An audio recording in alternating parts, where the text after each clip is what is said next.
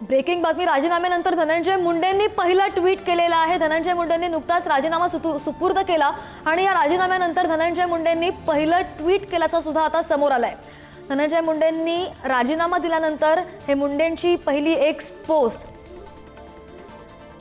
आपण पाहिलं की विविध प्रतिक्रिया, संतप्त प्रतिक्रिया उमटतात। नुकतेच धनंजय देशमुख यांच्या भेटीला गेलेले खासदार बजरंग सोनवणे बोलत होते आणि त्यानंतर मुंडेंच्या राजीनाम्याची मागणी सातत्याने जोर धरून होती। आज जवळजवळ 80-84 दिवसानंतर धनंजय मुंडेंनी राजीनामा दिला आणि त्यानंतर त्यांची ही एक्स पोस्ट समोर आलेली आहे।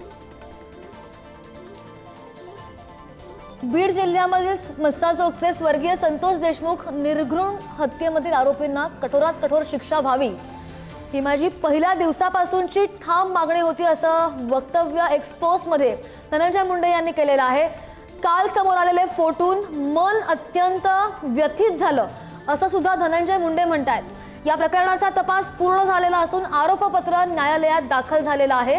तसंच न्यायालयीन चौकशी सुद्धा प्रस्तावित आहे। माझ्या सत्सद विवेक बुद्धीला स्मरून आणि मागील काही दिवसांपासून माझी प्रकृती ठीक नाहीये, त्यामुळे पुढील काही दिवस उपचार घेण्याचा सल्ला डॉक्टरांनी दिलाय आणि त्यामुळे वैद्यकीय कारणास्तव मी मंत्रिमंडळातून माझ्या मंत्रिपदाचा राजीनामा मुख्यमंत्री महोदयांकडे दिलेला आहे, सोपवलेला आहे, अशी एक्सपोज धनंजय मुंडे यांनी केलेली आहे।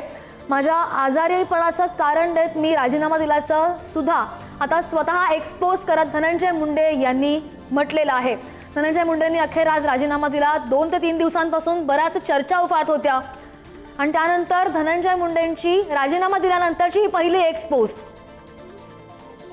ग्राफिक्सच्या माध्यमातून आपण एक नजर टाकतो या पोस्टवर। बीड जिल्ह्यामधील मस्सा चौकचे स्वर्गीय संतोष देशमुख यांच्या निर्घृण हत्येतील आरोपींना कठोरात कठोर शिक्षा व्हावी आणि ही माझी पहिल्या दिवसापासूनची ठाम मागणी आहे, असं स्वतः धनंजय मुंडे म्हणतात। काल समोर आलेले फोटो व्यथित करणारे होते। या प्रकरणाचा तपास पूर्ण झालेला असून आरोपपत्र न्यायालयामध्ये दाखल झाल्याचं सुद्धा ते म्हणतात। त्यामुळे वैद्यकीय कारणास्तव सुद्धा मी मंत्रिमंडळातून माझ्या मंत्रिपदाचा राजीनामा देतो, असं सुद्धा त्यांनी म्हटलंय। राजीनामा दिल्यानंतर धनंजय मुंडे यांनी हे ट्विट केलेलं आहे, एक्स पोस्ट केलेली आहे। राजीनाम्यानंतर धनंजय मुंडेंची पहिली पोस्ट। अधिकची माहिती घेऊन आमचे प्रतिनिधी सुशांत आपल्या सोबत आहेत। सुशांत, 2 मुद्दे। एकतर ते स्वतः म्हणतात की मी सातत्यानं मागणी करत होतो, या तपास करा याची मागणी करत होतो, आणि दुसरं ते म्हणतात की माझ्या आजारपणामुळे मी राजीनामा दिलेला आहे। आपण जर बघितलं असेल तर धनंजय मुंडे यांनी राजीनामा दिल्यानंतर पहिल्यांदा त्यांनी ही प्रतिक्रिया दिली आहे। माध्यमांशी ते बोलणं टाळत आहेत, मात्र एक्स पोस्टवर त्यांनी एक पोस्ट केली आणि त्यांच्या राजीनाम्याचं त्यांनी कारण सांगितलंय। हे कारण सांगताना म्हणाले की बीड जिल्ह्यातील मस्सा चौकचे स्वर्गीय संतोष देशमुख यांच्या निर्घृण हत्येतील आरोपींना कठोर कठोर शिक्षा व्हावी ही माझी पहिल्या दिवसापासूनची ठाम मागणी आहे।